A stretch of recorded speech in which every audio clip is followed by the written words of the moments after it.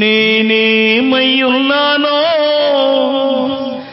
నీ కృపనై ఉన్నాను, నీ కృపయే నన్ను ఆదరించెను, కృప చేరదీసెను.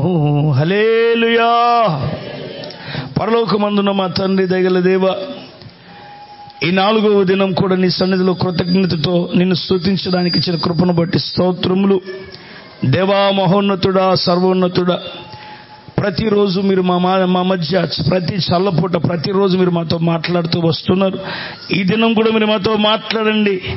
నీ స్వరం వినబడితే మా హృదయాలు నైనా తెప్పరిల్లుతాయి, కృపచేత నింపబడతాయి. మీరు మాతో మాట్లాడండి. ప్రతి ఒక్క హృదయాన్ని నీ వైపు ఆకర్షించమని నన్ను మమ్మను మీ చేతులకి సమర్పించుకుంటూ యేసు నామములో ప్రార్థిస్తున్నాం తండ్రి. ఆమేన్. ఆమేన్.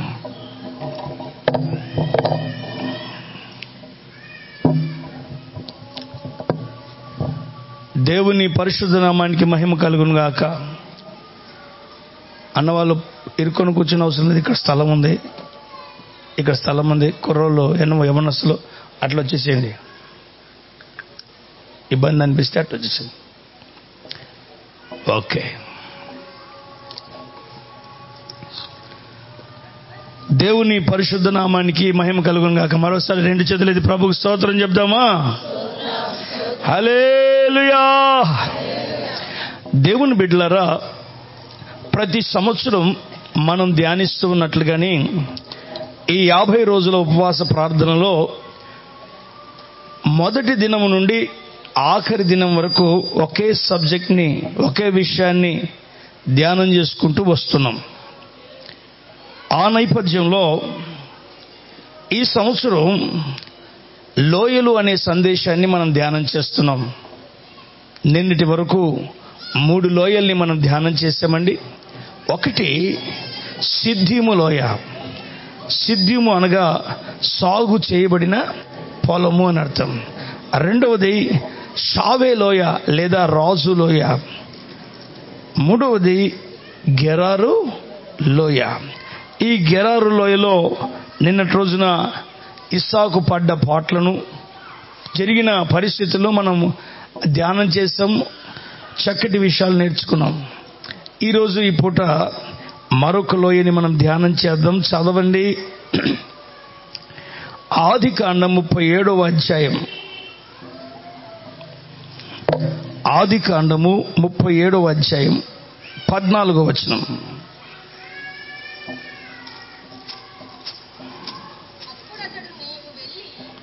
అప్పుడు అతడు నీవు వెళ్ళి నీ సహోదరుల క్షేమమును మంద క్షేమమును తెలుసుకొని నాకు వర్తమానం తెమ్మని అతనితో చెప్పి, ఇప్పుడు ఈరోజు మనం నేర్చుకోబోతున్న లోయ పేరు ఏం పేరండి? అండర్లైన్ చేసుకోండి. హెబ్రోను లోయ. ప్రియ సోదరి సోదరులారా, రకరకాల లోయ అనుభవాలు మనం నేర్చుకుంటూ వచ్చాం. ఈరోజు మనం ధ్యానించబోతున్న లోయ పేరు హెబ్రోను లోయ. అందరూ స్వరమెత్తి ఒకసారి చెప్పగలరా? కొంచెం శబ్దంతో చెప్పగలరా? స్వరమెత్తి చెప్పగలరా? చాలా సంతోషం అండి. ఎందుకంటే బైబిల్లో ఉన్న మంచి పదాలు నోరార పలకడం వల్ల అది మనకు ఆనందం. చూడండి, ఆ లోయ పేరు హెబ్రోన్. యాక్చువల్గా ఇక్కడ జరిగిన సందర్భాన్ని ఒకసారి మీకు గుర్తు చేసి లోతుగా దేవుని వాక్యాన్ని ధ్యానం చేద్దాం. అక్కడ ఏం జరిగిందంటే, యాకోబుకు 12 మంది కుమారులు ఉండేవారు. ఆ 12 మందిలో ఈ యోసేపు ఉన్నాడే 11వ వ్యక్తి. ఆ తర్వాత కడసారివాడు, చిన్నవాడు బెన్యామీను పుట్టాడు. దేవుని ప్రియులారా, ఆ ఇజ్రాయేలీల ముఖ్యమైనటువంటి వృత్తి ఏది అంటే వారు గొర్రెల కాపరులు. ఎవరండి? గొర్రెల కాపరులు. నాకు తెలిసి మన క్రైస్తవులలో కూడా ముఖ్యంగా ఎక్కువ శాతం క్రైస్తవులు చేసే ఉద్యోగాలు ఏవి చెప్పండి చూద్దాం. ఒకటి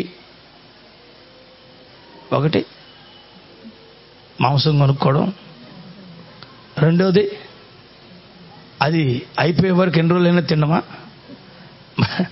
నాకు తెలిసి క్రైస్తవులు ఎక్కువగా నర్సులు ఉంటారు.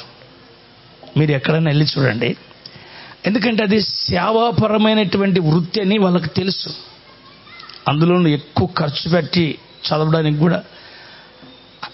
రెండవది బతకలేక, పూర్తి చేయండి, బ్రతక నేర్చిన, ఒకప్పుడు పాత డైలాగు బ్రతకలేక బడి పంతులు, ఇప్పుడు బ్రతక నేర్చిన బడి పంతులు. ఎక్కువ శాతం టీచర్స్ ఉంటారు. ఎందుకంటే అది ఒక రోగిని బాగు చేసే వైద్యం అయితే, ఇది ఒక సామాన్య రాయిలాగా మొద్దులాగా ఉన్న మనిషిని ఒక శిల్పంలాగా, ఒక చక్కటి అలంకారంతో నింపబడిన ఒక సృష్టిలాగా మార్చగలిగిన ఒక కళ ఒక క్రైస్తవుడికి విద్యాదానం ద్వారా దేవుడిచ్చాడు. చాలా శాతం, ఎక్కువ శాతం పెద్ద పెద్ద ఆఫీసర్స్, పెద్ద పెద్ద నాయకులందరూ మేము పలానా క్రిస్టియన్ స్కూల్లో చదివామండి, పలానా చోటు చదివామండి అంటూ ఉంటారు. ఇట్లా ఒక్కొక్కరికి ఒక్కొక్క వృత్తి. అయితే ఇశ్రాయేలులకి ముఖ్యమైన వృత్తి ఆ దినాలలో యాకోబు, అబ్రహాము వీరంతా కాపరులు. అందుకనే మన దేవుడు కూడా ఏమన్నాడు చెప్పండి? నేను ఇశ్రాయేలులకు, నేను గొర్రెల కోసం ప్రాణం పెట్టడానికి వచ్చాను అంటాడు. ఆయన కూడా ఈ గొర్రెలకు కాపరికి ఉన్న సంబంధాన్ని ఉన్నట్టుగానే మనకు దేవునికి ఉన్న సంబంధాన్ని పోల్చి చెప్తాడు.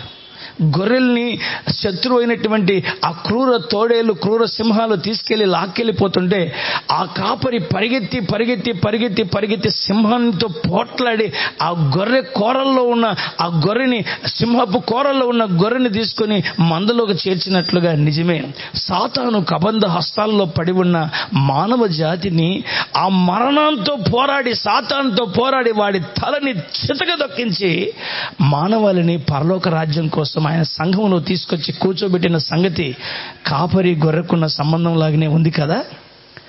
ప్రియమైన వాళ్ళరా, ఈరోజు వాక్య భాగంలో గమనిస్తే ఆ యాకోబు గొర్రెల కాపరి. ఈ గొర్రెల్ని మేపడం అంటే అంత ఈజీ పని కాదు సుమా. ఇప్పటికి కూడా మనం అప్పుడప్పుడు కొన్ని వార్తలు వింటూ ఉంటాం. ఆ రైల్వే ట్రాక్ మీద ఒక 100 గొర్రెలు పడి చనిపోయాయని, రోడ్డు మీద కొన్ని గొర్రెలు పడి చనిపోయాయని. ఎక్కడో అంటే ఎందుకు ఈ గొర్రెలు ట్రాక్ మీదను ఆ కొండల్లోని ఎందుకు వెళ్తున్నాయి, అక్కడికి ఎందుకు వెళ్తున్నాయంటే యాక్చువల్గా గొర్రెల మందలు ఒక చోట ఉండవు. అంటే అవి ఇష్టం వచ్చినట్టు వెళ్తాయని కాదు. గొర్రెలు లేత చిగురించిన గడ్డిని మాత్రమే భుజించగలుగుతాయి, లేదా పస్తులు పడుంటాయి అవి. అందుకనే ఆ కాపరి వాటి కోసం మేతను వెతుక్కుంటూ ఈరోజు ఇక్కడ, రేపు ఇంకో చోట వాటిని నడిపిస్తూ ఉంటాడు. నేను చూసిన యెరూషలేములో, ఆ యెరూషలేము పరిసర ప్రాంతాలు ఎడారి భూములు. ఈ ఎడారి భూముల్లో మరి ఆ యాకోబు గారికి ఎన్ని గొర్రెలు ఉన్నాయో మీకు తెలుసు కదా.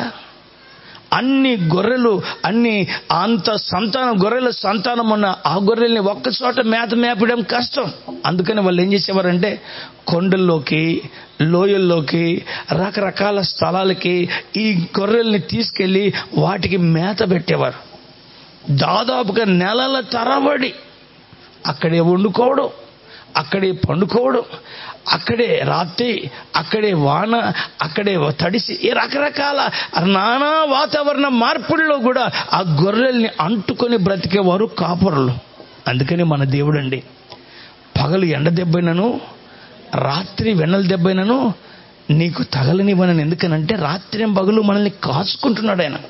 121 అంటాడు, ఇశ్రాయేల్ని కాపాడువాడు. చూసారా, ఒక కాపరికి గొర్రెకి ఉన్న సంబంధం ఉన్నట్లుగానే మనకు దేవునికి ఉన్న సంబంధం. కానీ మనల్ని కొందరు అనుకుంటారు, ఇటు గొర్రెలు క్రైస్తవులు గొర్రెలు అంటే అర్థం ఏంటో తెలుసా? వీళ్ళకి ఒక కాపరి ఉన్నాడు, వారిని వెంబడిస్తున్న ప్రజలు. అదే పందులకి కాపరి ఎక్కడో ఉంటే పందులు ఎక్కడో తిరుగుతుంటాయి. అవి ఎప్పుడు ఎక్కడుంటాయి ఎవరికి కానీ మనది గొర్రెల మంద కానీ పందుల మంద ఏంటి? అవునా కాదా? అవునండి. అయితే ప్రియులారా, యాకోబు తన పిల్లలు చాలా రోజులైంది ఆ గొర్రెల్ని మేపుతూ వారు కొండ సీమలకు ఆ అరణ్యానికి వెళ్ళి గొర్రెల్ని మేపుకోవడానికి వెళ్ళినప్పుడు ఆ ఇంట్లో చిన్నవాడు కదండి యోసేపు ఎంతటోడు? చిన్నవాడు. అంటే ఈ 10 మంది తర్వాత 11వాడు. ఆ తర్వాత మరీ చిన్నవాడు ఈ బెన్యామీను. ఈ 11వాడైనటువంటి ఈ ఫలించేడు కొమ్మ అయినటువంటి యోసేపు ఇంట ఉండేవాడు. తన తండ్రి కూడా అతని చిన్నవాడు గనక ఒక మంచి వస్త్రాన్ని కుట్టించి తన ఇంట చక్కగా యోసేపును చూసుకుంటుండేవాడు. యోసేపు చాలా భక్తి గలవాడు. ఒకటి, అతనికి కలలు దర్శనాలు వచ్చేవి. ఆ కలలు వచ్చినప్పుడల్లా పంచుకుంటూ వాళ్ళ నాన్నకు చెప్పేవాడు, వాళ్ళ అన్నలకు చెప్పేవాడు. కానీ విచిత్రమైన విషయం ఏంటంటే ఆ కలలు చెప్పినప్పుడల్లా వాళ్ళ అన్నలు ఏమయ్యేవాళ్ళు? ఇతని మీద పగబెట్టుకునేవారు. అంటే ఏంద్రా నీ కళలు ఇట్లున్నాయి, మేమంతా నీ కాళ్ళ దగ్గరికి వచ్చి నీ కాళ్ళ దగ్గర వంగుతామా, నువ్వు నిలబడతావా అని ఇట్లాంటి కళ్ళు వచ్చేవి. కొన్నిసార్లు కళలు డబ్బులు పెట్టి కొనుక్కున్నవేం కాదు కదండి. అవి ఆ కళలు అలసి పడుకున్న వాడికి వచ్చే అలసట వల్ల వచ్చే కళలు ఉన్నాయి. కానీ దైవ దర్శనం వల్ల దేవుని వల్ల కలిగే కళలు కూడా ఉన్నాయి. కొంతమందికి ఊరికే కళలు వస్తుంటాయి, ఇంత పని చేయరు ఇంట్లో, ఇంత పని అంత బట్టలు ఉతికి పెట్టరు, కానీ కళల మీద కళలు కంటుంటారు. అట్లాంటి వాళ్ళతో చాలా జాగ్రత్తగా ఉండాలి. వాళ్ళు పిచ్చి పిచ్చి కళలు కంటుంటారు. ఒక ఆమె వచ్చి అడిగిందంట పాస్టర్ గారు, అయ్యా పాస్టర్ గారు ఒక ప్లేట్లో జీడిపప్పులు ఉన్నాయి పాస్టర్ గారు, ఈ కిస్మిస్లు ఉన్నాయి, రకరకాల బాదం పప్పులు ఉన్నాయి, దీని అర్థం ఏంటంటే ఆ పాస్టర్ గారికి మీద 10 రూపాయలు కానికి పోదు కానీ ఇట్లాంటి భలే కళ చెప్తుందని కోపం వచ్చిందంట ఆయనకి. కోపం వచ్చి ఏం లేదమ్మా అవన్నీ తినాలని ఉంటావు, కొడుకొని తినన్నాడంట. అప్పుడు ఆ పాస్టర్ గారిని, ఏం పాస్టర్ గారు ఇట్లా చెప్తే వాళ్ళు చర్చలు ఎవరన్నా ఏమన్నా మళ్ళీ లేకపోతే పిచ్చి పిచ్చి కళ్ళు. ఇంకొక ఏమొచ్చి చెప్తుంటుంది, అయ్యా పాస్టర్ గారు ఒక కాకు వచ్చి ఇంటి మీద ఎక్కి కావు కావు అంటుంది, దాని అర్థం ఏంటని. ఆయన కూడా ఇంకా అమ్మ కావు కావు అంటే ఏం ప్రాబ్లం లేదు, ఇంటి మీద కావు అంటే ఏం ప్రాబ్లం లేదు, ఆ కాకి నువ్వే చర్చిలోకి రాకుండా ఊరికే బయట ఉండి కావు కావు అంటున్నావు, కావు కావు అంటే ప్రాబ్లం లేదు, బోబో అంటే ప్రాబ్లం అన్నాడంట. అంటే ఈ విషయాలు ఎందుకు చెప్తున్నానంటే కొందరు ఎట్లాంటి కళలు అంటారంటే అట్లాంటి కళలు. ఎప్పుడన్నా మీకు కళ వచ్చిందా? దేవుడు ఈ కమ్మలు అమ్మేసి ఆ చర్చికి స్థలానికి డబ్బులు ఇచ్చేయమని అన్నట్టు ఏమైనా కళ వచ్చిందా? అట్లాంటి కళ్ళు పొరపాట్లు రావు. చూడండి, హల్లెలూయా చెప్పండి. చూడు, హల్లెలూయా కూడా చెప్పరేంటి? ఎందుకు వచ్చిన వాళ్ళే ఇప్పుడు ఎండాకాలం మామూలు కళలు వస్తున్నాయని చెప్పండి. ఓకే, మంచిది. ప్రియులారా, వాక్య భాగంలోకి వస్తే ఈ యోసేపుకి అలాంటి కళలు వచ్చేవి. ఈ కళలు కన్నా యోసేపు మీద అన్నలు పగ పెట్టుకునేవారు. అయితే ఏం జరిగిందంటే కాలక్రమేణా వారు కొండ సీమల్లోకి గొర్రెలను తీసుకొని ఆ గొర్రెలకి మేత పెడుతున్న ఆ కాలంలో, ఆ దినాల్లో ఏం జరిగింది ప్రియులారా అంటే, వాళ్ళ నాన్న యాకోబు ఉన్నాడు కదా, ఈ యోసేపుని పిలిచి, యోసేపు ఇప్పుడు నేను వెళ్ళను, నాకు భయం అనే మాట అనమాకు, నీవు ఈ ఆహార పదార్థాలను తీసుకొని వెళ్ళి మీ అన్నలు ఎలా ఉన్నారో, నంబర్ 1 కాపురులు ఎలా ఉన్నారో, నంబర్ 2 గొర్రెలు ఎలా ఉన్నాయో చూసిరాపో. ఏంటండి ఎక్కడండి? కాపురులు, గొర్రెలు. అవునండి, ఈరోజు లోకంలో ఈ ఇద్దరు ముఖ్యం. డ్రైవరు ముఖ్యమే, ప్యాసింజర్స్ ముఖ్యమే, టీచరు ముఖ్యమే, విద్యార్థులు ముఖ్యమే, కాపురి ముఖ్యమే, గొర్రెలు ముఖ్యమే. నిజమే, కొన్ని సందర్భాల్లో గొర్రెల్ని పట్టించుకొని కాపరులు, కాపరిని పట్టించుకొని గొర్రెలు కూడా ఉంటాయి. అయితే తల్లిదండ్రులని పట్టించుకొని పిల్లలు, పిల్లల్ని పట్టించుకొని తల్లిదండ్రులు కూడా ఉంటారు. కానీ యాకోబు ఏం చెప్తున్నాడంటే యోసేపుతో, నువ్వు వెళ్ళి ఆ కాపరులను, ఆ గొర్రెలను ఎలా ఉన్నాయో, వాళ్ళు ఎలా ఉన్నారో, ఎక్కడ ఉన్నారో వారి స్థితి స్టేటస్ చెప్పండి. స్టేటస్ అనండి. ఈ మాట రోజు మనకి ఎక్కడ కనపడుతుంది? వాట్సాప్లో పైన కనపడుతుంటుంది. అంటే ఒక భక్తుడు ఏమన్నాడంటే, స్టేటస్ అంటే నా స్థితి అని అర్థం అంట. కొంతమంది స్థితి ఏం పెడతారు? ఉదయాన్నే లేచి వంకాయ కూర, ఇంకోటి ఏంటి, ఎక్కడో యాక్సిడెంట్ జరిగిన సంగతి. అసలు స్టేటస్ అనేది ఒక మంచి వాక్యం పెట్టండి అంతే. తిక్కవన్నీ స్టేటస్లో అంటే దీని అర్థం ఏంటంటే, ఈరోజు నా స్థితి ఈ యాక్సిడెంటు, ఈరోజు నా స్థితి ఈ కంపు, ఈరోజు నా స్థితి ఎక్కడో జరిగిన కొట్లాటలు, ఈరోజు నా స్థితి. ఇది పెట్టకండి. మీ వాట్సాప్లో ఉదయాన్నే స్టేటస్ పెడితే ఒక మంచి వాక్యం, లేకపోతే ఒక మంచి సందేశం, ఒక మంచి స్లోగన్, లేకపోతే ఏదైనా ఒక మంచి విషయం అక్కడ సెట్ చేయండి. అది విన్నవాడికి ఏమనిపించాలో తెలుసా? అది చూసిన వాడికి ఏమనిపించాలో తెలుసా? ఆలోచించాలనిపించాలి. ఈ రోజుల్లో ఎంత దౌర్భాగ్యపు స్టేటస్లు వస్తున్నాయి.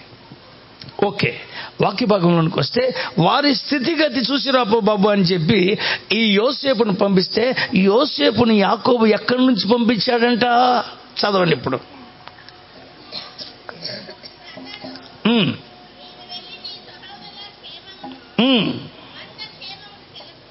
నీ సహోదరుల క్షేమాన్ని, మీ మంద క్షేమాన్ని తెలుసుకొని నాకు మెసేజ్ తీసుకురా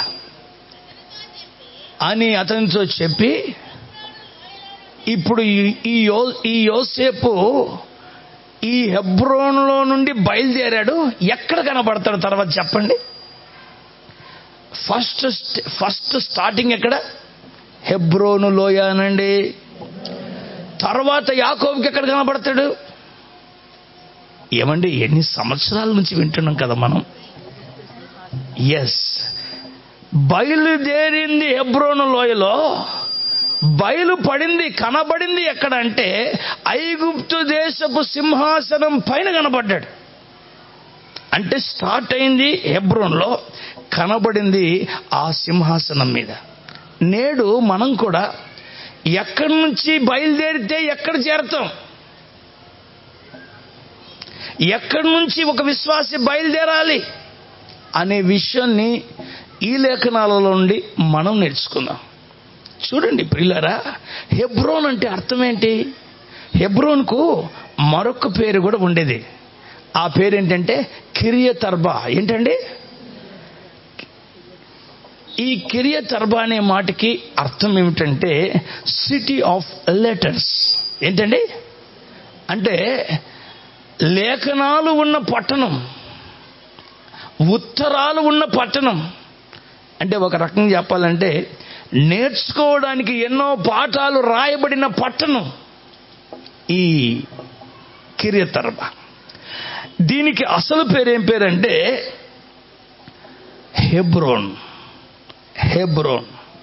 హెబ్రోన్ అనే మాటకు దాదాపుగా 3 అర్థాలు ఉన్నాయండి.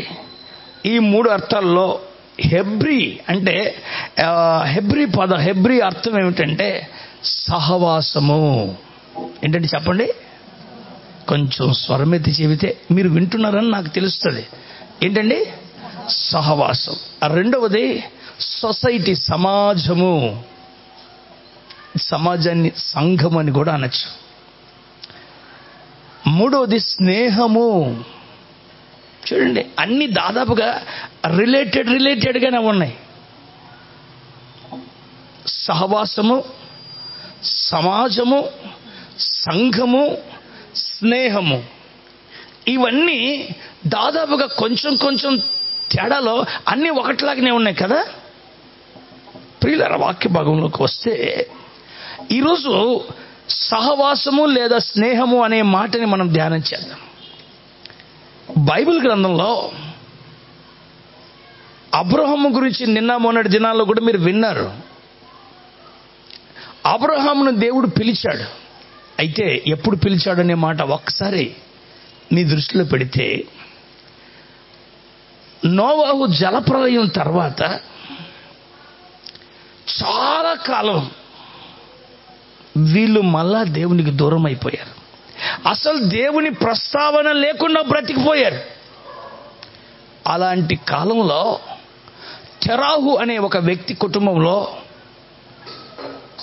ఒక బొమ్మలు చేసుకొని బ్రతికే జీవనం కొనసాగించే ఆ కుటుంబంలో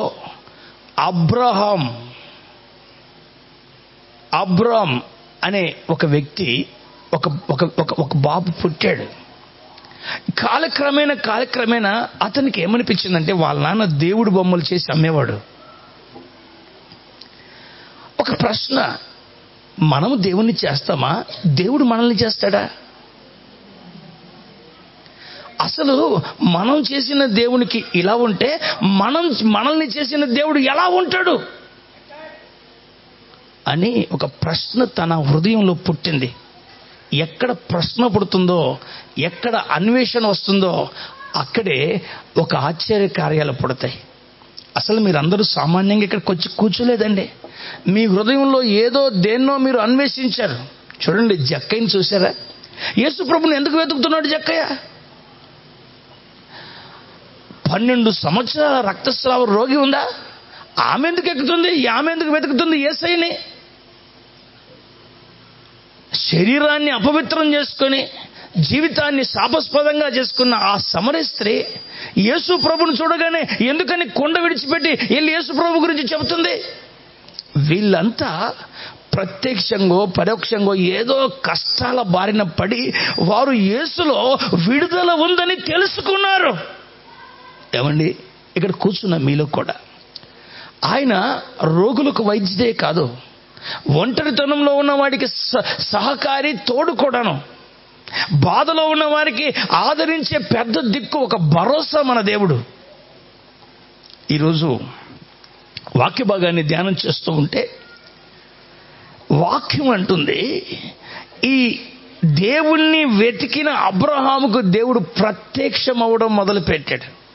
ఆ కాలమైనా ఈ కాలమైనా ఏ కాలమైనా నీవు దేవుణ్ణి నిజంగా వెతకగలిగేవాడివైతే ఖచ్చితంగా దేవుడు నీకు ప్రత్యక్షమవుతాడు. తప్పులు వెతికేవాడికి పాఠాలు రావు, కానీ పాఠం నేర్చుకోవాలని వెతికేవాడికి తప్పనిసరిగా పాఠము, గుణపాఠము 2 దొరుకుతాయి.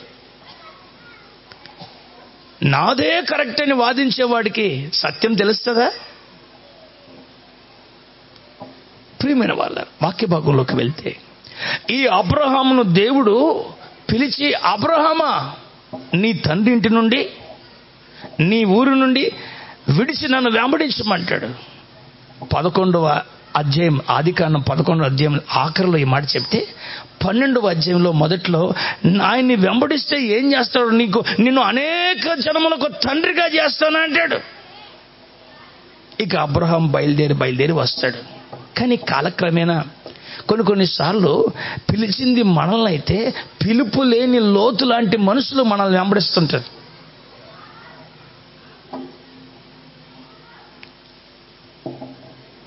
ఆ లోతు అబ్రహాముని వెంబడించాడు. పిలిచింది ఎవరిని? స్వరమెత్తి చెప్పండి తల్లి. అబ్రహాం. మరి వెంబడించింది ఎవరు? లోతు. అంటే లోతుకి అబ్రహాంకి తేడా ఏంటి అంటే ఒకటే తేడా అండి. విజన్ కలిగి స్వరం విని నడిచిన వాడు ఒకడు, స్వరం లేక నడిచిన వాడు ఒకడు. అప్పుడెప్పుడో చిన్న మాట చెప్పాను. ఒక కుక్కలో ఓ అని పరిగెడుతున్నాయంట. పరిగెత్తుంటే ఒక కుక్కను చూసి ఇంకో కుక్క ఏం చేసింది చెప్పాలి మీరు. మరి శంకరన్న చెప్పు. ఇంకో కుక్క పరిగెత్తినంట. ఇంకో కుక్కను చూసి ఇంకో కుక్క. చూడండి, కుక్కలన్నీ ఒకసారి ఎట్ట పరిగెత్తి 1 2 3 4 5 6 100 కుక్కలు పరిగెత్తినాయంట. సడన్గా ఒక కుక్క ఆగిందంట. ఇప్పుడు చెప్పండి, ఇంకో కుక్క ఆగింది. దాన్ని చూసి ఇంకో కుక్క ఆగింది. అప్పుడు అడుగుతుందంట కుక్క ఈ కుక్కని, అరే ఎందుకు పరిగెత్తినంటే ఏమోబ్బా అంటుందంట. ఎందుకు ఆగినావురంటే ఏమోబ్బా అంటుందంట. అంటే ఎందుకు పరిగెత్తిందో దీనికి తెలీదు, ఎందుకు ఆగిందో కూడా దానికి. అయితే దాంట్లో ఒక్క కుక్క ఉంది. ఎందుకు పరిగెత్తాను అంటే, నా యజమానుడు నన్ను పిలిచాడు, నా యజమానుని ఇంటికి పరిగెడుతున్నానంటది విశ్వాసం కలిగిన ఆ కుక్క. అందుకని అది ఎవరిని పట్టించుకోదు. ఆ స్వరం ఎక్కడ వినబడుతుందో తన యజమాని దగ్గరికి పరిగెడుతుంది. కుక్కతో పోల్చాను అనుకోకండి. విశ్వాసం వినుట వలన వస్తుంది. ఎవరి వలన వింటారో, ఎవరి స్వరాన్ని వింటారో ఆ స్వరం మిమ్మల్ని అంతవరకు నడిపిస్తుంది. అందుకని మనకు ఒక నిశ్చయిత ఏంటంటే, లోకంలో ఎన్ని రకాల ఆశలు, నిరాశలు, అడియాశలు రకరకాలు పుడుతూ ఉన్నా దేవుని రాజ్యం మీద ఆశ పెట్టుకున్నవాడు దేనిలో పడిపోడు, ఆయన దగ్గరికి వెళ్ళిపోతాడండి. అవునా కాదా? ఒక హల్లెలూయా చెప్పండి. అబ్రహామును దేవుడు పిలిచాడు, లోతును దేవుడు పిలవలేదు. కానీ లోతు అబ్రహాము వెంబడి లోతు వచ్చాడు. కానీ మన దేవుడు ఎంత గొప్పవాడంటే, యాకోబును బట్టి లాభాలను ఆశీర్వదిస్తాడు, నోవాహును బట్టి నోవాహు పిల్లలను ఆశీర్వదిస్తాడు. ఒక రకంగా చెప్పాలంటే ఒక్క యోసేపును బట్టి ఐగుప్తు దేశాన్ని ఆశీర్వదిస్తాడు, దానియేలుని బట్టి బబులోను ఆశీర్వదిస్తాడు, యెహోషువను బట్టి యెహోషువ ఇంటిని ఆశీర్వదిస్తాడు. ఇలా చెప్పుకుంటూ వెళ్తే నిన్ను బట్టి పూర్తి చేయండి, నిన్ను బట్టి నీ వంశావళిని దేవుడు ఆశీర్వదిస్తాడు. ఆయన ఆశీర్వదించడం ప్రారంభిస్తే ఎవరు దానిని ఆపలేరు. ఆ గొప్ప దేవుడు అబ్రహాముని చూసి అబ్రహామును బట్టి లోతును ఆశీర్వదించడం మొదలు పెడతాడు. ఎంత పెరిగిపోతుంది సంపద తల్లి అంటే, లోతుకి అబ్రహాముకి ఎన్ని గొర్రెలు ఉన్నాయో లోతుకు కూడా అన్ని గొర్రెలు, అన్ని ఎడ్లు, అంత సంపద. ఒకప్పుడు గోపాలయ్య గారి ఇంటి దగ్గర ప్రార్థన పెడితే ఇది సరిపోయేది. ఇప్పుడు ఏమైంది? మనం గట్టిగా ప్రార్థన చేద్దాం. రానున్న సంవత్సరాలలో గోపాల్ గారికి దేవుడు సొంత ఇల్లు ఇవ్వాలి. విశ్వాసంతో పలకండి. ప్రతి ఇంటి దగ్గర విశాలమైన స్థలం ఉండాలి మనకి. ఎందుకు? సంవత్సరానికి ఒకసారి నిన్న అంటుంది ఆ తల్లి, అయ్యా మేము డేక్షాలు కొనుక్కున్నాము, 15 కేజీలది ఒకటి, 12 కేజీలది ఒకటి, 10 కేజీలది ఒకటి కొనుక్కున్నాం. ఇది ఎప్పటికైనా మాకు పనికి వస్తుంది, మేము సంవత్సరం ఎప్పుడు పెట్టినా ఇంటికి ఆ ఇంటికి పరిగెత్తమని అంటున్నా తల్లి. ఏమన్నా టెంట్ హౌస్ పెట్టుకున్నారమ్మా? లేదయ్యా, మా ఇంట్లో ఉండాలి. స్టవ్ కొనుక్కున్నాం, డేక్షాలు కొనుక్కున్నాం, బకెట్లు కొనుక్కున్నాం, ఇంకేం కొనుక్కున్నాం. నాకు అనిపిస్తుంది అబ్రహాం ఇంటిని ఎట్లా ఆశీర్వదించాడో మన విశ్వాసుల ఇళ్ళనన్నింటినీ దేవుడు అలా ఆశీర్వదించును గాక. మీ ఇంట్లో మాకు తిండి లేదన్నాం కాదు, మీరే ఒక 100 మందికి ఒక పూట భోజనం పెట్టేంత శక్తి దేవుడు మీకు అనుగ్రహించును గాక. అంటే బ్లెస్సింగ్ అంటే గాలి బెలూన్ కాదు. గాలి బెలూన్ ఇంతలా ఉబ్బుతుంది, ఇటుకంటే ఏమవుతుంది? ఎంతసేపు ఉదారో అంతసేపు వరకు కూడా ఉండదు, ప్యాక్ అంటది అంతే. కానీ బ్లెస్సింగ్ అంటే అది కాదండి. నీ నుండి గిన్నె నిండి పొంగి పొర్లి ఆ నీరు మరొక తోటని తడిపి నీ తోట పండినట్టుగా మరొక తోట కూడా పండేంత అనుభవమే దట్ ఈస్ ద బ్లెస్సింగ్. హల్లెలూయా. అటువంటి దీవెన ఆశీర్వాదాన్ని, తరతరాల ఆశీర్వాదాన్ని దేవుడు నీ మీదను నీ కుటుంబం మీదను శాశ్వత కాలం ఉంచునుగాక. లిజన్, జాగ్రత్తగా వినండి. అక్కడ ఏం జరిగింది అంటే, అబ్రహామును బట్టి లోతును దేవుడు దీవించేశాడు. అయితే దీవించిన తర్వాత ఎప్పుడైనా ఏం ప్రాబ్లం అంటే, కింద ఉన్నప్పుడు ఏ ప్రాబ్లం రాదు. పైకి పైకి పైకి ఎక్కామనుకో, నేను గొప్ప చెప్పండి, నేను గొప్ప, నేను గొప్ప, నేను గొప్ప, నేను గొప్ప, నేను గొప్ప. నేను ఒకటి ఉంటే అందరూ అదే సబ్బుతోనే చేసుకుంటారు, లేకుంటే 10 సబ్బులు.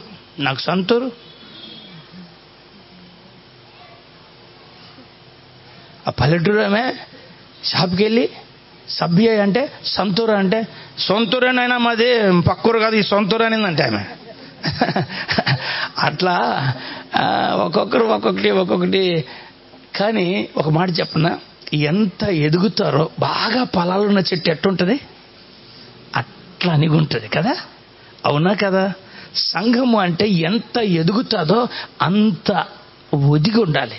కుటుంబం ఎంత ఎదుగుతుందో అంత ఒదిగి ఉండాలి. కొన్ని ఇళ్లలో ఆ తల్లుల్ని, ఆ యజమానిని, ఆ పిల్లల్ని చూస్తే ఎంత ఒదిగి ఉంటారు. పెద్ద పెద్ద ఉద్యోగస్తులలో, పెద్ద పెద్ద హోదా కలిగిన వాళ్ళు. ప్రియులారా, ఒదిగి ఉండడంలోనే ఆనందం ఉంటుంది. ఎందుకంటే మన యేసయ్య మనకి అదే నేర్పించాడు. గర్వించడం వల్ల ఆ గాలిని మూట కట్టుకుంటారు తప్ప మరేమీ లేదు. చూడండి వాక్య భాగంలో అబ్రహాం అంతగా ఆశీర్వదింపబడ్డాడు, లోతు కూడా అంతగా ఆశీర్వదింపబడ్డాడు. Bad situation.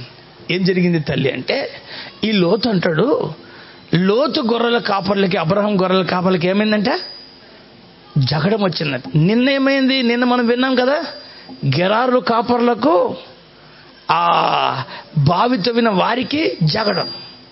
అంతకుముందు అబ్రహాం కాపర్లకు లోతు కాపర్లకు జగడం. వీళ్ళు పోట్లాడిన తర్వాత ఈ గొడవ తారాస్థాయికి చేరింది. తారాస్థాయి కంటే ఆకాశాన్ని అందేటట్టు అని అర్థం. ఆ ఇద్దరు వాళ్ళంతా పోట్లాడుకొని అబ్రహాం దగ్గరికి లోతు దగ్గరికి వస్తే, లోతు ఏం లేదు నేను అడిగి పాడేస్తా. ఏం చేస్తాడు? ఏం చెప్పండి ఏం పాడేస్తాడు? కొంతమంది పిల్లలు ఉంటారు, నేను ఈరోజు మా నాయన అడిగి పాడేస్తావు, బండి కొనిస్తావు ససవాణి. రే, ఆయనకు వచ్చే జీతం ఎంత? ఆయనకు వచ్చే రాబడి ఎంత? 4 పిల్లలు 5 పిల్లల్ని పోషించే పరిస్థితి ఏంటి? నిజంగా ఒక్కొక్కసారి మా కుటుంబాన్ని ఆలోచిస్తే, ఒక హెడ్ మాస్టర్ మా నాన్నగారు, ఒక టీచర్, కానీ ఎయిడెడ్ స్కూల్ అయిన కారణం వల్ల వాళ్ళకి జీతాలు పెద్దగా సడన్గా వచ్చేవి కాదు. 1 నెల వస్తే మరి 6 నెలల జీతాలు వచ్చేవి కాదు. 1 నెల జీతంతో అప్పు లేకుండా ఇంతమందికి. మా అన్న అంటున్నాడు, ఈరోజు తమ్ముడు మనకి దేవుడు పెద్ద ఇల్లు ఇచ్చాడు కదా, కానీ ఒక మాట చెప్పనా, సంవత్సరానికి ఒకే జత కుట్టించుకునే వాళ్ళం మేము అన్నాడు. మా అన్న అన్నాడు, సంవత్సరానికి ఒకే జత. నీవు చిన్నవాడువని క్రిస్మస్కి ఒకటి, నీ వేరకు ఒకటి. మా అమ్మ ఏం చేసేది చేసేది తెలివిగా సిల్క్ చీర తెచ్చేది. ఆ సిల్క్ చీరతోనే ఇట్లా జుబ్బా కుట్టించేది. అంతే, దానికే ప్యాంటు, అదే షర్టు. నాకు మన ఫోటో చూస్తే మా అమ్మ అప్పుడే నాకు జుబ్బా కుట్టించింది, అందుకని దేవుడు నాకేమి ఇచ్చినాడు? ఇప్పుడు సిల్క్ జుబ్బా తీసి కాటన్ జుబ్బా పెట్టినాడు. అంతే. హల్లెలూయా. అంటే మన పరిస్థితుల వల్ల నేను అనుకుంటున్నా, ఈరోజు 2 పిల్లల్ని ఒక్కరిని పెంచుకోవాలంటే ఎంత తిప్పలు పడుతున్నారు మీరు. 5 మంది పిల్లల్ని క్రమశిక్షణతో వాళ్ళకి కాలేజీలని స్కూళ్ళని ఎంత ఆశలు చంపుకొని ఎంత చక్కగా వాళ్ళు ఉన్నారు. కాబట్టి ఈరోజు ఇంత ఆశీర్వాదకరంగా మేమున్నాం. ఈరోజు మనం కూడా కనబడ్డవన్నీ కొనుక్కుంటూ వెళ్తే, కనబడ్డవన్నీ అనుభవించుకుంటూ వెళ్తే మీ పిల్లలకి ఏం మిగిలిస్తారు? నాకు కొంతమంది ఉన్నారు, నీ పిల్లకి 10 లక్షలు ఖర్చు అయింది, కట్టుకో. వాడు ఎందుకన్నా పెళ్లి చేసుకుంటుంది తండ్రి అంటున్నాడు. అల్లెలు చెప్పండి. అయితే నా మాట వినండి. ఈ లోతు ఒంటరిగా అనాథలాగా వచ్చినప్పుడు తనని పోషించిన అబ్రహాం దగ్గర ఏమనుకోవాలంటే, అరే ఈరోజు నా ఈ స్థితి వచ్చింది అబ్రహాం వల్లే వచ్చింది. అరే గొడవ ఏంటి? ఎందుకు గొడవ పడుతున్నారు? ఆయన ఏం చెప్తే అది చేయండి అనాలి కదా. వెళ్ళిపోయి అడిగేస్తాను, ఏరి పారేస్తాను అన్నట్టుగా వెళ్ళి, అబ్రహాం గారు, ఏంటి బాబు లోతు, నీ కాపర్లకు నా కాపర్లకు గొడవ ఉందంట, సిట్లు చేస్తావా లేకుంటే ఏమన్నా కోర్టుకు వెళ్ళమంటారా అన్నట్టుగా అడుస్తున్నాడు. అబ్రహాం నవ్వుతూ, ఒరే బాబు, ఇంత చిన్నదానికి ఇక్కడ ఎవరికి రావాలా? బయటికి రా. బయటికి వస్తాను, ఫస్ట్ చెప్పలేదు బయటికి అని ఆ గుడారంలో నుంచి బయటికి తీసుకొచ్చి, ఇదిగో దేవుడు సాక్షిగా చెప్తున్నా, నీవు ఇంత సంపద గలవాడివి కదా, మనం కలిసి ఉండేదేమొద్దు. నీవు ఈస్ట్కి వెళ్తే నేను వెస్ట్కి వెళ్తా, నువ్వు నార్త్కి వెళ్తే నేను సౌత్కి వెళ్తా. నువ్వు ఫస్ట్ నువ్వే చూస్ చేసుకో, ఎక్కడికి వెళ్ళాలంటే అక్కడికి వెళ్ళు అంటే అప్పుడు కనులెత్తి చూసినారంట. చదవండి ఒకసారి ఆ మాట కూడాను. ఆదికాండం 13వ అధ్యాయం 10వ వచనం చూడండి.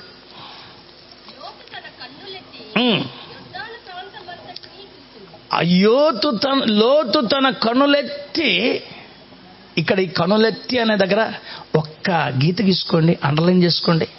ఒక మంచి సబ్జెక్ట్ మీకు దేవుడు అనుగ్రహిస్తున్నాడు. లోతు తన కనులెత్తి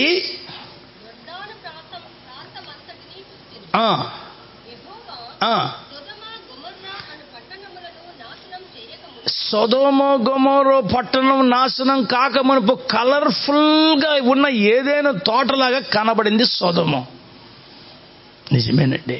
ఈ లోకం కూడా ఈరోజు ఎట్లా ఉంది? రంగు రంగుల లోకం, ఆకర్షణీయమైన లోకం. ఎంత ఎంత సుందరంగా కనబడుతున్న లోకం. కానీ ఈ లోకం ఒకరోజు ఏమవుతుందో తెలుసా?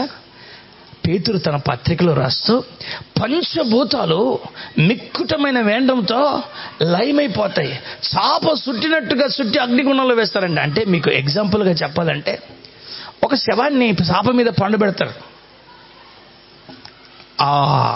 చనిపోయాడని. దాన్ని, ఆ శవాన్ని కడిగి మరొక వస్త్రంలో షిఫ్ట్ చేస్తారు. ఈ పాత చాపను ఏం చేస్తారు? మ్యూజియంలో పెడతారా? దాన్ని చుట్టి ఓపికంటే దూరం వెళ్ళి పాడేస్తారు. ఇంకా ఓపిక లేదంటే అక్కడే తగలిబెట్టి పాడేస్తారు.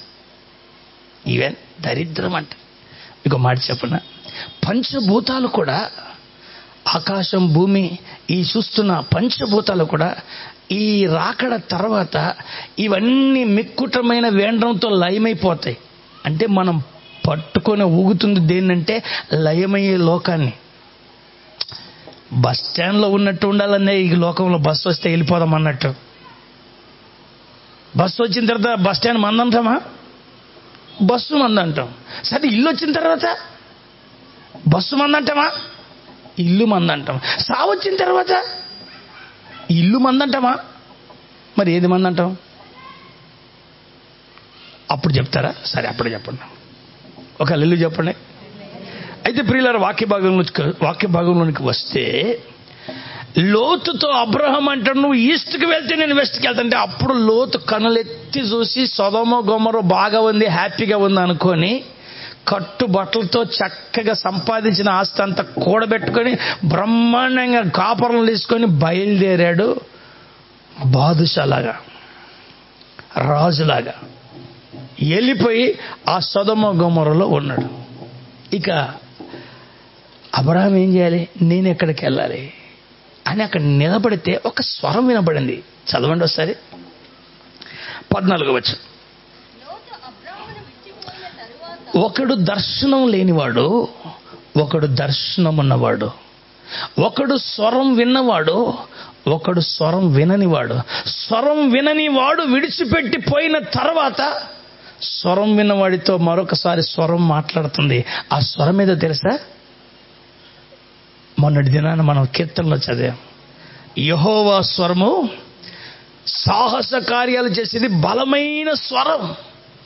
ఆ స్వరం ఏంటో చదవండి.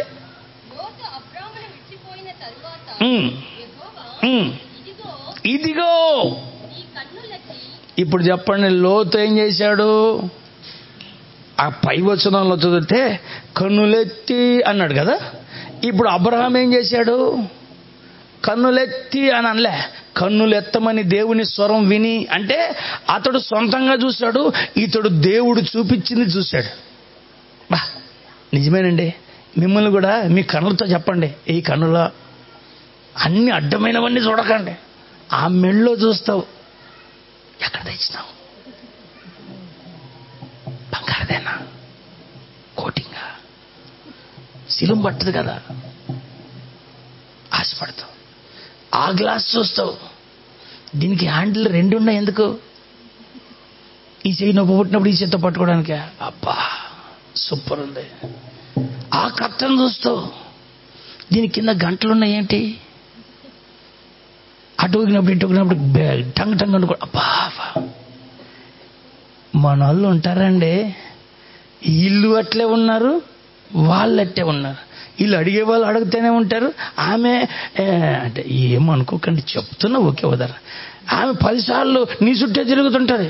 నీ చుట్టే తిరుగుతున్నాను అన్నట్టు. ఎందుకు చుట్టూ తిరుగుతున్నా అంటే, ఏమి ఇంకా అడగదు, ఈ కొత్త చీర అని అడగదని ఏం తిరుగుతుంటుంది. ఈమె నేను అడగను అని ఏం తిరుగుతుంటుంది. ఆ చివరికి, అక్క చూసినావా? ఏం చూసినాను? కొత్త చీరే, పిచ్చి లోకం. హల్లెలూయా చెప్పండి, ఒక లోకం చెప్పండి. హల్లెలూయా. కానీ ఒక మాట చెప్పనా, నీవు చూస్తే ఇట్లాంటివే చూస్తావు, అల్పమైన వాటినే చూస్తావు. దేవుడు చూపిస్తే శ్రేష్టమైన వాటిని చూస్తావు. అందుకనే నీవు మమ్మల్ని త్రిప్పితే మేము నీ వైపు తిరుగుతామంటాడు భక్తుడు. అందుకని మీ కన్నులతో మీరు నిబంధన చేసుకోండి. యోబు అంతటి భక్తుడు అన్నాడు, చదవండి ఒకసారి. నేను నా కన్నులతో నిబంధన చేసుకున్నాను, నేను కన్యకును ఎలాగూ చూస్తాను. చదవండి ఒకసారి 31 మొదటి మాట. దేంతో నిబంధన? ఇప్పుడు ఒకసారి కళ్ళ మీద వెళ్ళి పెట్టుకోండి, చేతిలో పెట్టుకోండి, 2 వేలు ఇట్లా పెట్టుకోండి. మరి సందులో నుంచి నన్ను చూడొద్దండి. పెట్టుకున్నారా? ఏ కన్నులో దేవుడు చూపించినవే చూడు అనండి. వింటున్నాయి మాటలా? వినట్లేదు కదా. మీ మాటే మీ కన్నులు వినకపోతే మీ పిల్లలు ఎట్టింటారు? హల్లెలూయా. అవ్వుందే ఆ పండు రమ్యమైనదని చూచి అంది, వెంటనే దెబ్బతినింది. ఆ గ్యాజీ ఉన్నాడే, అబ్బా బట్టలు బాగున్నాయి చూసి దెబ్బతిన్నాడు. ఆ ఆకానాడు ఎవడున్నాడే, వాడు ఎరుకోలు అబ్బా అనుకున్నాడు. సౌలున్నాడే, ఈ గొర్రెలు బాగా కొవ్వెట్టి ఉంటున్నాయే, దెబ్బ దెబ్బ దెబ్బ. ఇష్టం వచ్చిన చూసిన వాళ్ళంతా దెబ్బతిన్నారు. ఈరోజు ఒక డెసిషన్కి వద్దాం. ప్రభా, నాకు ఇష్టం వచ్చినవి నేను చూడకూడదు, నీకు ఇష్టమైనవే నేను. చెప్పండి. ఇష్టమైన సినిమాలు, ఇష్టం లేని సినిమాలు ఉంటాయనుకున్నా. సినిమాలు అసలు చూడొద్దండి. హల్లెలూయా చెప్పండి. ఏంది అటు చూస్తున్నారు? అమ్మా, మీరు సెల్ ఫోన్లో సినిమాలు చూస్తున్నారని మీ ఆయన నాకు చెప్పినాడు. హల్లెలూయా చెప్పండి. వాళ్ళతో చెప్పాలి, మీ ఆవిడ నాకు చెప్పిందని చెప్పాలా. ఇంకా దెబ్బతో బ్యాలెన్స్ అయిపోతుంది. వీళ్ళు వాళ్ళని అడగరు, వాళ్ళు వీళ్ళని అడగరు. హల్లెలూయా చెప్పండి. అయితే మాట వాక్యంలోనికి వస్తే ఈ లోతు కన్నులెత్తి సొదొమను చూశాడు. దేవుడు కన్నులెత్తి చూడమని అబ్రహాంతో అంటున్నాడు. అబ్రహాంతో ఏం చూడమంటాడు చూడండి.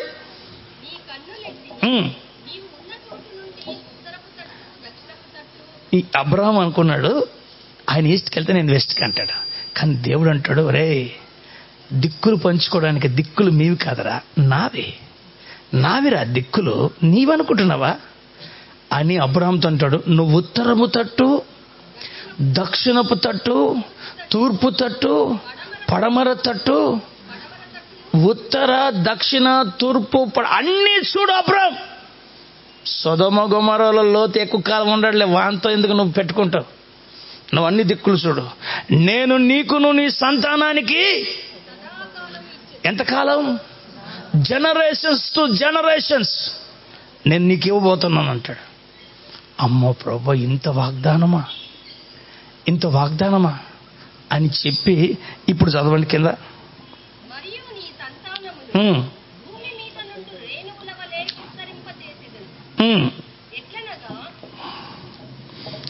18వ వచనం చదవండి డైరెక్ట్గా. అప్పుడు అబ్రాం ఏం చేశాడు?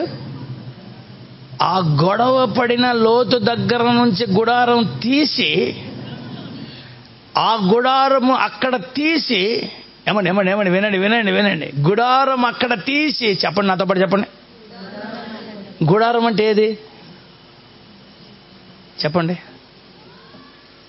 అన్న విజయన్న. గుడారం అంటే అదే అన్న టెంట్ హౌస్ కింద కట్టలు ఉంటాయి.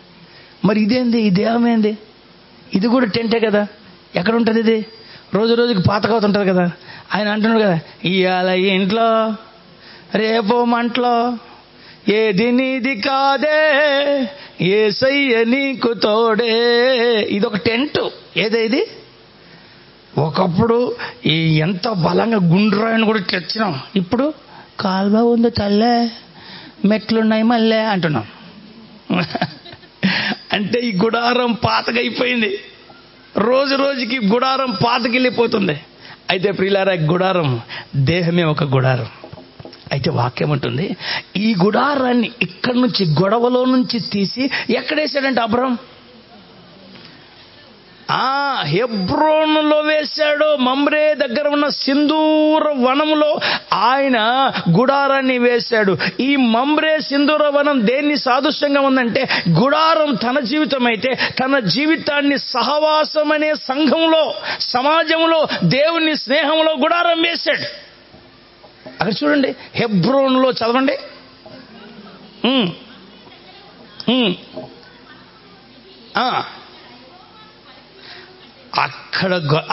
అక్కడ కట్టాడంట. గుడారం తీసి హెబ్రోన్లో వేసి అక్కడ బలిపీఠం కట్టాడట. అంటే జీవితాన్ని అమలారా అక్కలారా, ఏ రోజైనా చచ్చిపోతాం. ఒక 50 సంవత్సరాల తర్వాత 100 సంవత్సరాల తర్వాత, అంత 100 సంవత్సరాలు ఉండలేమనుకోండి, చచ్చిపోతాం. అయితే ఈ దేహం అనే గుడారాన్ని సహవాసం అనే స్థలంలో వేసుకుంటావో, దేవునితో స్నేహం అనే సహవాసంలో వేసుకుంటావో జాగ్రత్త. ఎందుకంటే ఎక్కడ నువ్వు నివసిస్తావో ఆ ప్రాంతంలోనే నీ ఆధార్ కార్డు ఉండాలి అని అంటున్నారు మనోళ్ళు. ఏ దేశంలో ఉంటున్నావో అక్కడే నీ పాన్ కార్డు ఉండాలంటున్నారు. ఏ రాష్ట్రంలో ఉంటున్నావో అక్కడే నీకు అన్ని ఉండాలనుకుంటున్నారు. మనం ఈ దేశంలో ఉన్నప్పటికీ మన స్థిర నివాసం ఎక్కడా? దేవుడు దేనికి శిల్పియో నిర్మాణకుడై ఉన్నాడో, పునాదులు గల ఆ పట్టణం కోసం అబ్రహాము ఎదురు చూశాను. ఇట్లాంటి వాళ్ళకి నేను వారికి దేవుడునని చెప్పుకోవడానికి నేను సిగ్గుపడను అంటాడు దేవాది దేవుడు. ఈరోజు ఈ రాత్రికాల సమయంలో సందేశాన్ని ముగిస్తూ ఒక మాట ఏంటంటే, అబ్రహాము గొడవల మధ్యలో నుంచి తన గుడారాన్ని తీసి ఎక్కడ వేశాడు? హెబ్రోన్ అంటే అర్థం ఏంటి? సహవాసం. ఈరోజు సుదీర్ఘ సందేశం చెప్పడానికి సమయం లేదు. 8:45 అయిపోయింది. అయితే సహవాసం అన్నారు గారు. సహవాసం అంటే ఏ సహవాసం? లోకంలో చాలా సహవాసాలు ఉంటాయి. ఉదయం ఒకసారి నీకు ఫోన్ చేశాను, సార్ ఎక్కడ ఉన్నారంటే, మా వాకింగ్ ఫ్రెండ్స్ ఉన్నారు అన్నాడు. మళ్ళీ తర్వాత ఫోన్ చేస్తే మా కొలీగ్ ఫ్రెండ్స్ ఉన్నాడు అన్నాడు. మళ్ళీ ఫోన్ చేస్తే మా జిమ్ దగ్గర బజ్జీలు తినే ఫ్రెండ్స్ ఉంటారే ఆ ఫ్రెండ్స్ ఉన్నారు. అరే ఎంతమంది ఫ్రెండ్స్ బాబు మీకు అని అనిపించింది నాకు. అంటే లోకంలో రకరకాల సహవాసాలు ఉన్నాయి, కానీ లేఖనాలు చెప్పే సహవాసం ఎవరి గురించి? నంబర్ 1 చదవండి, యోబు గ్రంథం 22:21. ఇవి టక్ రాసుకోండి. 22:21. లోకంలో ఉన్న సహవాసాలు మనకు బాధను, చింతను, వేదనను, ఆవేదనను మిగిలిస్తాయి. కానీ మనకు ఒక శ్రేష్టమైన సహవాసం ఉంది. దాని గురించి యోబు ఏమంటాడు చూడండి. ఆయనతో మీరు సహవాసం చేసిన ఎడల ఏం కలుగుతుంది? సమాధానం కలగజేసే సహవాసం. చెప్పండి ఎట్లాంటి సహవాసం కావాలి మీకు? మీరేంట్లో నేనేంట్లో అనేవాళ్ళు కాదు, సమాధానంగా బ్రతికేటట్టు చేసే సహవాసం. ఇది ఎవరితో సహవాసం అంటే అక్కడ రాస్తుంది ఆయనతో సహవాసం. దీనికి రిలేటెడ్గా రివర్స్గా ఒక మాట చదువుదామండి. సామెతలు 28:7 టక్కని తీయగలిగిన వాళ్ళు టక్కమని తీసి చదివేసండి.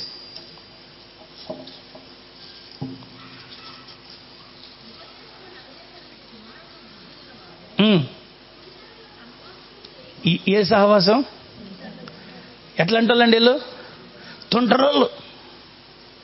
తుంటరులో సహవాసం చేయవాడు ఏమైపోతాడు? వాడు తనను సృష్టించిన తనను కన్న తండ్రికి ఎప్పుడు అపకీర్తి చేస్తాడు. అమ్మా అన్నలారా అక్కలారా, ఈ తుంటరులో సహవాసం వదిలేసేయండి. దానివల్ల నీ తండ్రికి, నిన్ను సృష్టించిన తండ్రికి అపకీర్తి ఉంటుంది. అందుకని ఆయనతో సహవాసం చేయండి, అప్పుడు మీకు సమాధానం కలుగుతుంది. అపోస్తలుల కార్యాలు 1 చూడండి, 1 దేవునితో సహవాసం. దీని గురించి ఇంకొక రెఫరెన్స్ రాసుకోండి. కొరింథీ 1 పత్రిక 7:24 తీసిన వాళ్ళు టక్కమని చదవండి. 7:24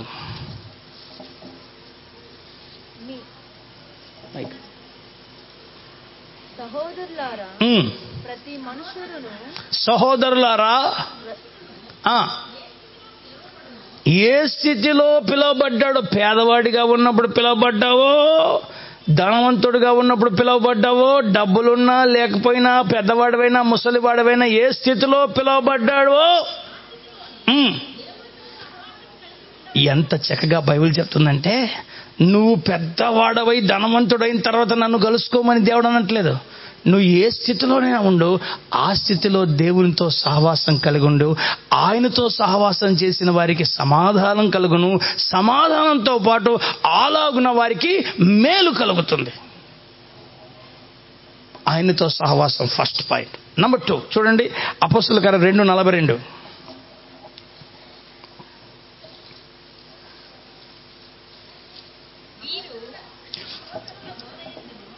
అపోస్తలుల బోధ యందును. ఏ బోధతో సహవాసం? శ్రేష్టమైన అపోస్తలుల బోధతో సహవాసమందును, ప్రార్థన యందును, రొట్టె విరుచుట యందును ఎడతెగక ఉండండి. సహవాసం. చిన్న ఒక ప్రాబ్లం వచ్చింది. పేతురుని జైల్లో పెట్టినారు. వీళ్ళంతా కలిసి ఏం చేశారు? పిక్నిక్ వెళ్ళినారా? పోయినళ్ళని? లేదండి. మార్క్ అనే ఒక పెద్ద ఆయన ఉంటే ఆయన ఇంటికి వెళ్ళి అక్కడ ప్రార్థనలో కూర్చున్నారు. సహవాసంగా ప్రార్థన చేస్తుంటే ఈ సహవాస ప్రార్థనలో ఎంత బలం ఉంది అంటే, పేతురు ఉన్న చెరసాలలోనికి దేవదూత వచ్చి పేతురుని బయటికి తీసుకురావడం మాత్రమే కాదు, వీళ్ళు ఎక్కడ ప్రార్థిస్తున్నారో అక్కడ వరకు నడిపించడం జరిగిందంట. కారణం ఏంటో తెలుసా? ఒక శ్రేష్టమైన సహవాసం. మీరు అనుకుంటారు మీ పిల్లల్ని చేర్చేటప్పుడు అమ్మ బాబుని స్కూల్కి చేరుస్తారంటే, అవునయ్య గారు స్కూల్కి చేరుస్తాం అయ్య గారు. ఎన్నో తరగతి చేరుస్తారా? నర్సరీ అండి అయ్య గారు. ఏ స్కూల్కి చేరుస్తారు అని ఆమెను అడిగితే కిడ్డీస్ అంటున్నాం. ఇంకొక ఆమెను అడిగితే అదేంది, అది డబ్బులు ఎక్కువ ఉంటుంది, అది యూరో కిడ్స్ అంది. ఇంకొకరిని అడిగితే అదేంది, అది నారాయణ అంటది. ఇంకొకటి ఎంకన్నబాయ్ అంటది. ఇంకా రకరకాలు చెప్తారు వాళ్ళు. అయితే నేనేమనేదంటే, మన పిల్లలు బాగా చదవాలని శ్రేష్టమైన సహవాసంలో మీరు చేరుస్తున్నారు. మరి మీరు పరలోకానికి వెళ్ళాలంటే ఎలాంటి సహవాసంలో ఉండాలి? మిమ్మల్ని మోకాల మీద పెట్టేవాళ్ళు చెప్పండి. ప్రార్థన రాకపోతే అడగకూడదు, మా పాస్టర్ అడగకూడదు అంటారా? అడిగేవాళ్ళు కావాలా? అడగని వాళ్ళు కావాలా? నాకు పాస్టర్ అమ్మ అయ్యా అడగద్దయ్యా వాళ్ళని అని అనింది. ఎందుకమ్మా అంటే, వాళ్ళు అడిగితే ఇంకోసారి రారు అనింది. అడిగితేనే రానోళ్ళకి ఇంకేమిటో తల్లి. స్కూల్లో ఒకరోజు స్కూల్కి రాకపోతే మీరు చూడండి, ఇప్పుడు రెసిడెన్షియల్ స్కూల్లో, హలో ప్రిన్స్ ఇమానుయేల్ వాళ్ళ మదరా ఈరోజు ఉదయం రాలేదు, మధ్యాహ్నం రాలేదు సార్, ఇప్పుడన్నా పంపించాను సార్, పిల్లోడు చదువుకుంటున్నాడు సార్ అంటున్నారు బాధ్యత కలిగిన స్కూళ్ళు. ఇప్పుడు నువ్వు రేపు ఆదివారం రావు, హలో సార్ మాకు ఎన్నో పనులు ఉంటాయి, నీకేం తెలబట్లేదు ఉంది తిరుగుతుంటామంటారా? అల్లెలా చెప్పండి. చూడు చెప్పరు మీరు, నాకు తెలిసి మీరు చెప్పరండి. కానీ ఒక మాట చెప్పనా, ఒక తల్లి ఒక పూట పిల్లలు భోజనం చేయకపోతే వాడు తినే వరకు బతిమలాడుతుంది. ఎందుకో తెలుసా? అది ప్రేమ బంధం. ఒక సేవకుడు విశ్వాసుల విషయంలో కూడా మీకు వాక్యం అందిందో లేదోనని బాధపడతా ఉంటాడు. అది మీకు అర్థం కాదు. మీరు అనుకోవచ్చు, ఒక వారం పోతే పోయిందిలే, వచ్చే వారం చూసుకుంటాంలే. తల్లి పాల కంటే డబ్బా పాలేమి శ్రేష్టమేం కాదు. ఏ అమెరికా దేశంలో వచ్చిన డబ్బా పాలేం శ్రేష్టం కాదు. తల్లి మీకోసం ప్రార్థించి, ఒక సేవకుడు మీకోసం ప్రార్థించి మీకోసం వాక్యాన్ని తీసుకొస్తుంటాడు. అది మీకు శ్రేష్టం. అవునా కాదా? పిల్లల వాక్య భాగంలో చూస్తే సహవాసం, దేవునితో సహవాసం, సంఘముతో, సంఘ సేవకులతో, అపోస్తులతో సహవాసం. మూడోది సహవాసం, సంఘ సహవాసం. చివరికి మరో సహవాసం ఉంది, అదే మంచి స్నేహితుల సహవాసం. బబులోను దేశంలో దానియేలుకు ఒక సమస్య వచ్చింది. షడ్రకు, మెషకు, అబేద్నెగోలకు సమస్య వచ్చింది. వీళ్ళు సమస్య రాగానే ఏం చేశారు చెప్పండి? ఏం చేశారంటే, షడ్రకు, మెషకు, అబేద్నెగోలకు కబురు పంపించారు, బ్రదర్ ప్రార్థన చేయండి, నేను ప్రార్థన చేస్తాను. ప్రార్థించేవారి సహవాసం. ఆ ముగ్గురు ప్రార్థించారు, ఈ ఒక్కడు ప్రార్థించారు. ఆ తర్వాత దేశ చరిత్రను వీరందరూ కలిసి మార్చేశారు. ఇది ప్రార్థనా పరుల సహవాసం. ప్రియులారా, హెబ్రోన్ అంటే అర్థం ఏంటి? పేరు హెబ్రోనే, కానీ ఇప్పుడు కొట్టుకుంటున్నారు కొన్ని చోట్ల. కానీ అట్లా ఉండదు. మన సహవాసం అయితే దేవునితోనూ, మన సహవాసం అయితే దైవజనులతోనూ, మన సహవాసం అయితే దేవుని వాక్యముతోనూ, మన సహవాసం అయితే ప్రార్థనా పరులతోనూ. ఇటువంటి సహవాసం కలిగి ఉండండి. మీరు పడిపోతే లేపడానికి నలుగురు రెడీగా ఉంటారు. దుర్మార్గుల సహవాసంలో ఉన్నారనుకో, పడిపోతే నవ్వడానికి వాళ్ళు రెడీగా ఉంటారు. నవ్వే వాళ్ళు కావాలో లేపే వాళ్ళు కావాలో నిర్ణయించుకోండి. అయితే ఒక మాట, హెబ్రోన్ అంటే అర్థం ఏంటి? సహవాసం.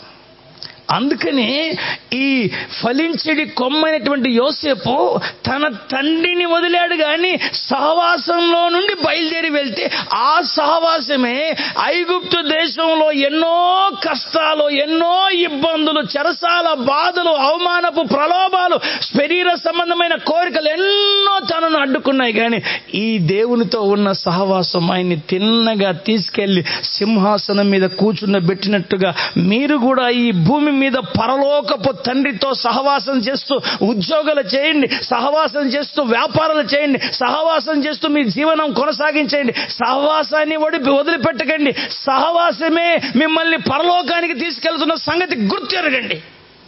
ఇట్టి ఆశీర్వాదాన్ని మనందరికీ దేవుడు అనుగ్రహించునుగాక. తలలోంచని కలమని ప్రార్థన చేసుకున్నాం.